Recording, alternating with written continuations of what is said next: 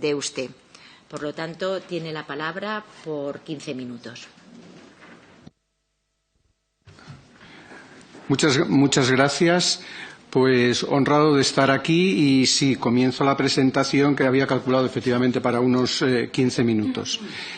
El tema es la lucha contra los discursos del odio, el tema de esta subcomisión, que es un tema difícil en tanto en cuanto enlaza con los derechos fundamentales por los dos lados.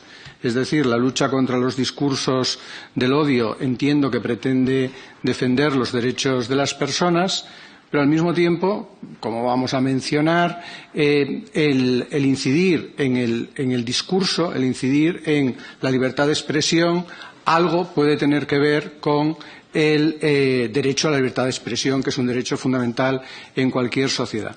Por eso yo creo que podíamos empezar diferenciando tres conceptos que son distintos pero que están relacionados, que son el agravante de odio, el discurso de odio y los delitos de odio. El agravante de odio pues parte de que hay una acción delictiva, una agresión, un homicidio, unas lesiones, unas coacciones que se dirige a una persona o personas en tanto que integrantes de un grupo identificado por raza, religión, ideología, orientación sexual, discapacidad, como hemos visto en la anterior comparecencia, etcétera. Es el artículo 22.4 del Código Penal. Partimos de una acción que sería delictiva en sí, pero que se ve agravada cuando se dirige contra una persona, no en tanto que persona individual, sino que integrante de un grupo. El discurso de odio, en cambio, es distinto porque el discurso de odio implica una conducta, una expresión que puede acabar llevando a cometer un delito de odio. Esta es una idea que yo creo que se ha repetido y que es cierta. Pero no solamente que puede llevar a la comisión de un delito, sino también a una restricción de derechos o a consecuencias negativas, como hemos visto también que en ocasiones el resultado para la persona integrada o que se pretende integrada en un grupo es una consecuencia negativa sin necesidad de que llegue a ser un delito. Y luego está el delito de odio, que es la tipificación como un delito específico y separado del fomento del odio, de la discriminación contra los integrantes de un grupo. En definitiva, nuestro artículo 510 del Código Penal. Son tres conceptos diferentes, pero que están relacionados y que yo creo que se relacionan a partir de tres ideas. Que cuando estamos hablando de odio, discurso de odio, cuando estamos hablando de delito de odio o de agravante de odio, estamos hablando de algo que se inflige a una persona por su pertenencia a un grupo. No prima la individualidad, sino que prima la integración en un grupo que puede que no sea real, sino que el agresor considera o identifica como tal. Lo segundo es, cuando ya hablamos del discurso, de que hay una vinculación entre el discurso y la efectiva o potencial restricción de derechos. Y esto yo creo que es importante para ir aterrizando. Y luego está el otro elemento, que es la relación que hay entre discurso de odio y libertad de expresión, porque es lo que comentaba antes de que este tema toca los derechos fundamentales por las dos partes. Y la libertad de expresión pues no es solamente un derecho individual, sino que es también un elemento esencial, una herramienta clave para una sociedad democrática, una sociedad en la que nadie tiene la verdad absoluta, sino que la verdad, en minúscula siempre, se construye a partir de un debate racional en el que todos expresan sus opiniones, todos son escuchados y todos actúan de buena fe en el sentido de poder cambiar de opinión si el que está enfrente le convence. Lo que es el diálogo en una sociedad democrática y, bueno, para lo que sirve una institución como esta en la que tengo el honor de comparecer, ¿no? Por tanto, nos puede plantear, en este caso, tenemos que actuar con cuidado cuando regulamos o cuando pensamos en el discurso de odio. Por eso yo creo que la metodología que podemos seguir es partir de las limitaciones reales de derechos, de las actuaciones violentas u hostiles que se producen, de las restricciones de derechos que sufren personas por estar integradas en un determinado colectivo y la relación de estos delitos, de estas limitaciones de derechos y las manifestaciones reales que encontramos en redes sociales o fuera de redes sociales, en medios de comunicación, etcétera.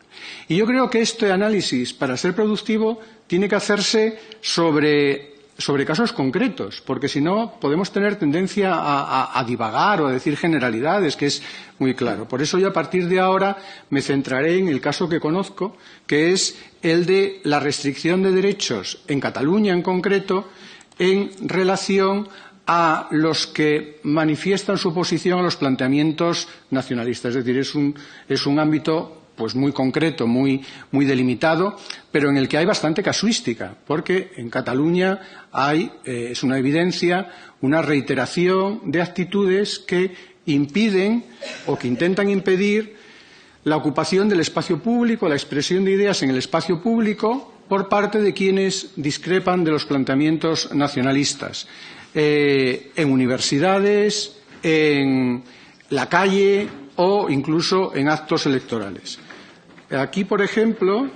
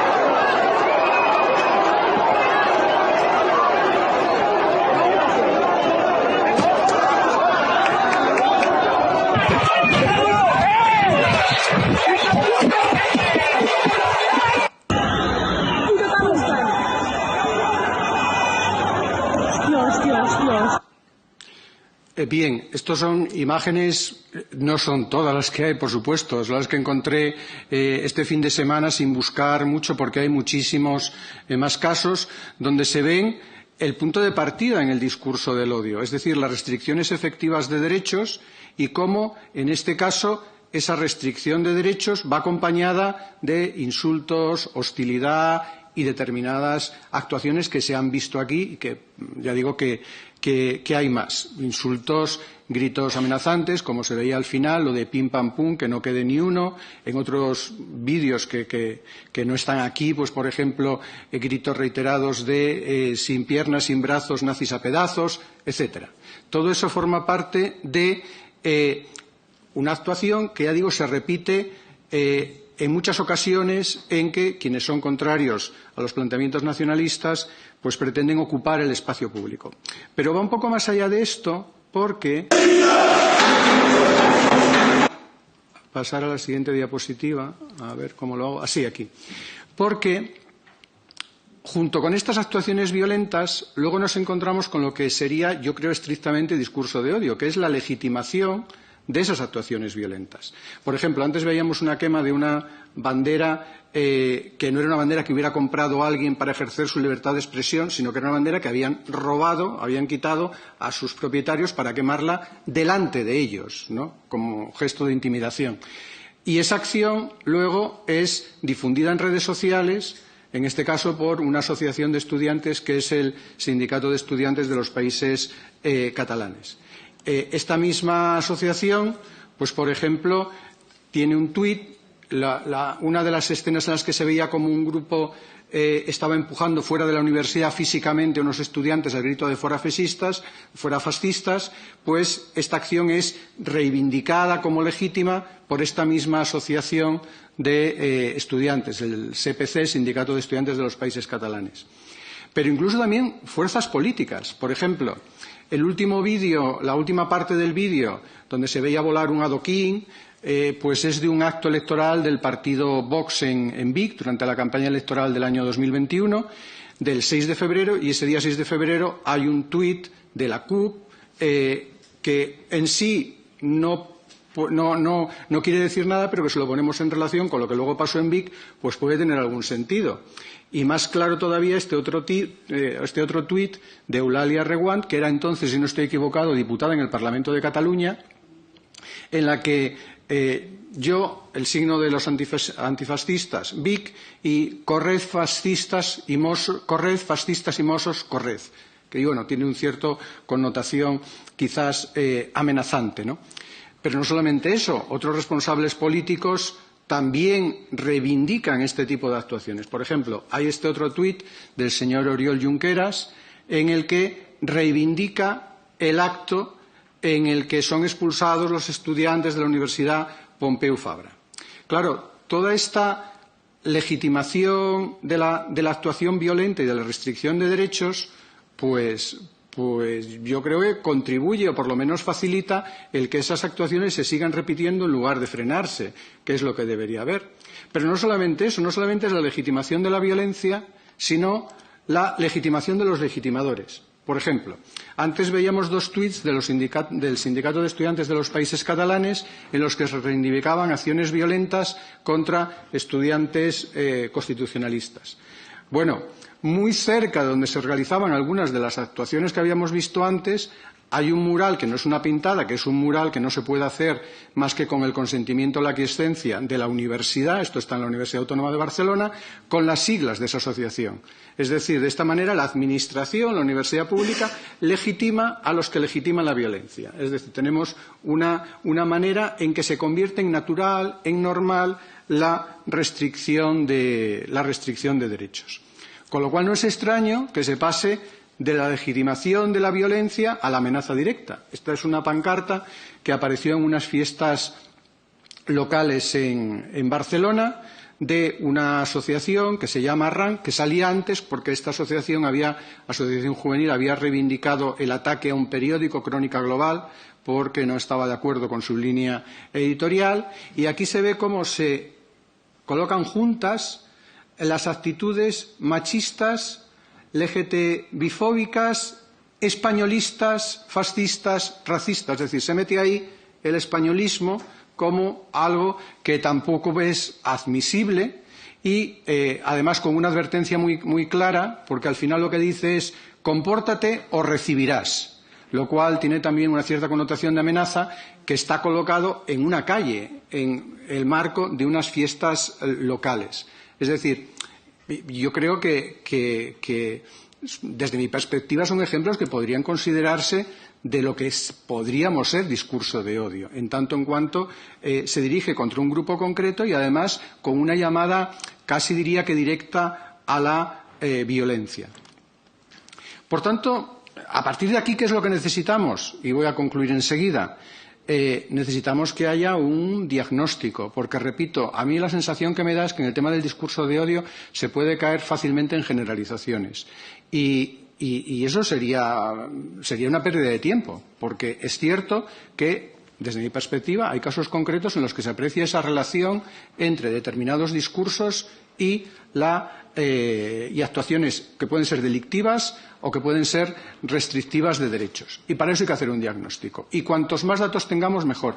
Yo le pasé a la Secretaría para que lo pasara a los miembros de la Comisión los informes que hace desde el año 2019 el Observatorio Cívico de la Violencia Política en Cataluña, que está integrado por dos asociaciones, Impulso Ciudadano, la asociación de la que soy vicepresidente, y Movimiento contra la Intolerancia, para analizar la violencia política que se detecta en Cataluña.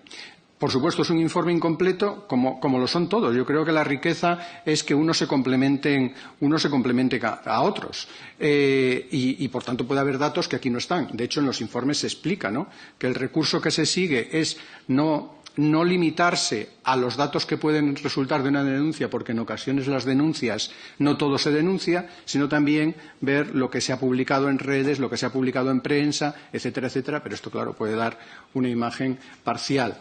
Se viene haciendo desde el año 2019. En el año 2019 se hicieron 2 informes, uno por semestre, y a partir de entonces se hace un informe anual. El último que tenemos es del año 2023. Ya digo que estos informes están en poder de la Secretaría de la Comisión y pueden acceder a ellos los miembros de la Comisión, aparte de que están colgados en la web de Impulso Ciudadano. Y a partir de ahí, ¿qué es lo que se puede hacer? Bueno, yo reconozco que me coloco en una posición muchísimo más modesta seguramente que otros comparecientes, porque yo de momento me conformaría con que las administraciones públicas no legitimen a los violentos y quienes legitiman la violencia. Y soy cuidadoso en lo que digo, las administraciones públicas. Y en los informes, ahora no me voy a detener en ello porque no hay tiempo, pero en los informes se ve que hay un tratamiento diferenciado de lo que son administraciones públicas, de lo que son medios públicos de comunicación, personas con gran relevancia social y usuarios anónimos.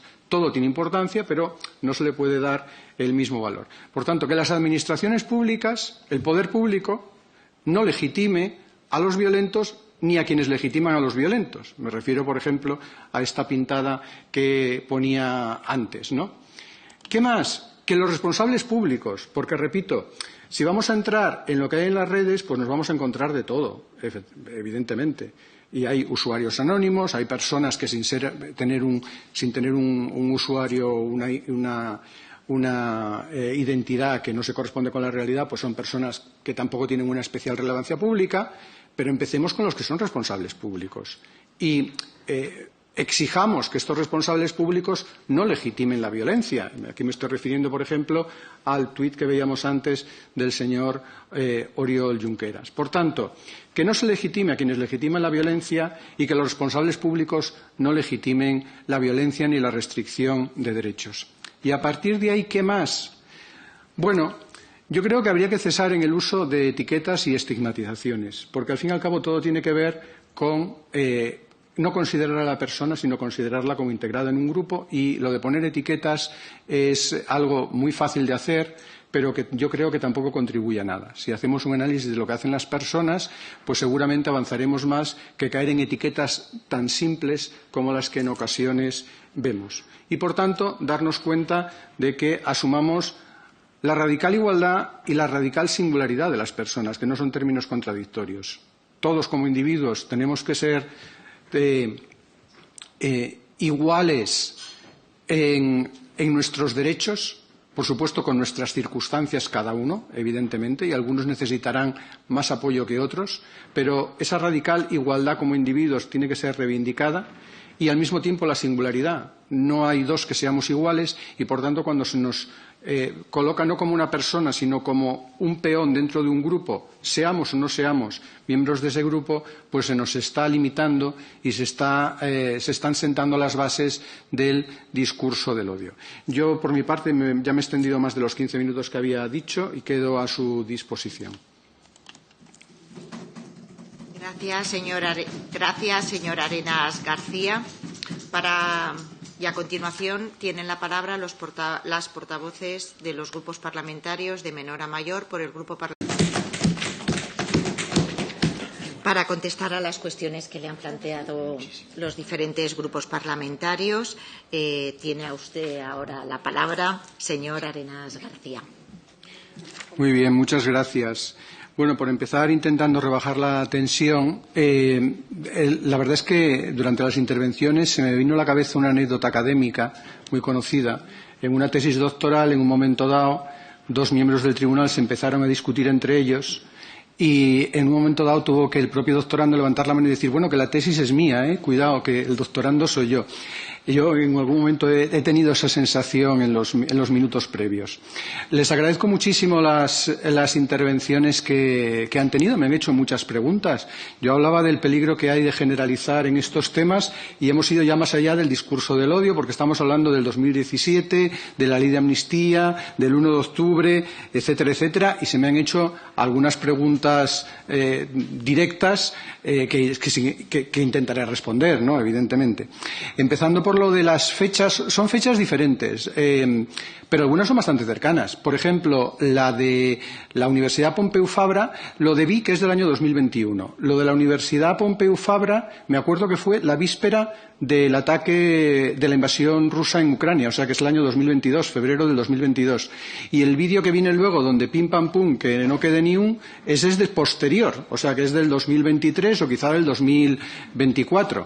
En cualquier caso, les puedo asegurar que el color es auténtico.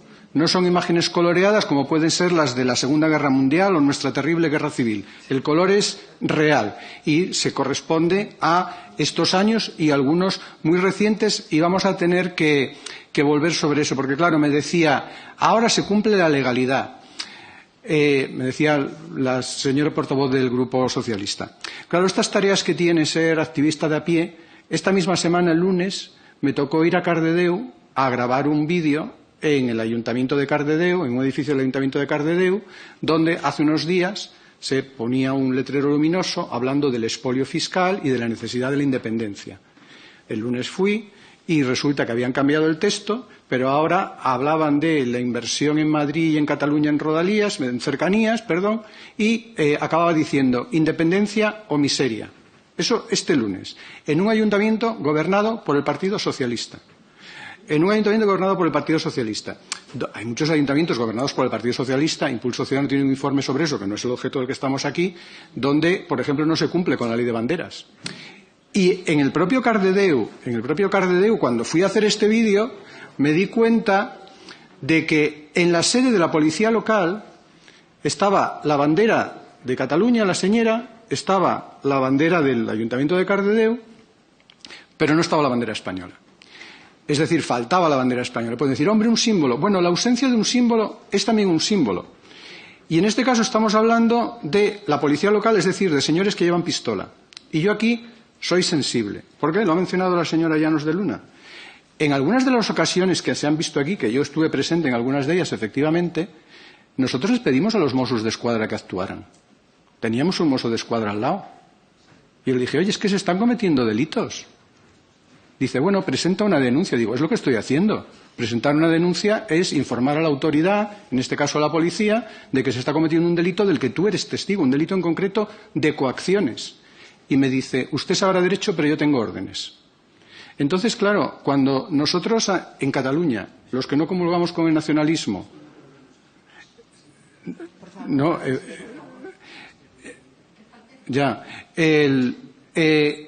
yo les explico que cuando yo en Cataluña percibo que la autoridad pública, y en concreto la autoridad que ejerce una función tan importante como es la de policía, no respeta los símbolos que son de todos, para mí no es una cuestión puramente simbólica. Para mí es una cuestión que va más allá de lo simbólico, que tiene consecuencias reales. Sobre la situación actualmente en Cataluña, y enlaza con la pregunta que me hacía antes, sobre la lengua. En Cataluña ahora mismo hay ilegalidades, como acabo de decirle. Hay vulneración de derechos. Hay una situación de exclusión, y no lo digo yo, lo dice el informe de la Comisión de Peticiones del Parlamento Europeo en la visita que hizo a Cataluña en diciembre de 2023 y que concluyó con un informe que tiene fecha de justamente hace un año, de 19 de marzo de 2024.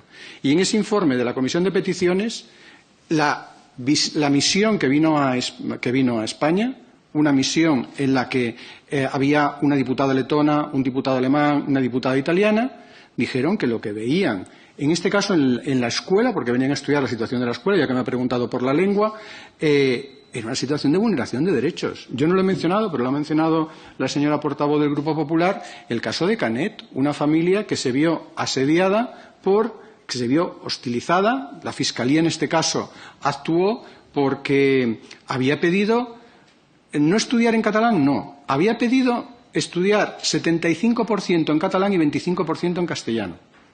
Porque eso es de lo que estamos hablando. Es decir, cuando a veces se nos dice, bueno, es que vosotros, ahora acabo de mencionar, me parece, declaraciones del presidente de Impulso Ciudadano, yo colaboro también con la EB, con la Asamblea por una Escuela Bilingüe, con la Escuela de Todos, vosotros vais contra el catalán. A ver, en ningún momento estamos diciendo, no, se nos dice en general, pero ahora se dice la confrontación a base de las lenguas. ¿Qué confrontación tenemos nosotros con las lenguas? Nosotros lo que defendemos es que Cataluña es una sociedad en la que más del 50% de la población tiene como lengua materna el castellano y un 35% el catalán.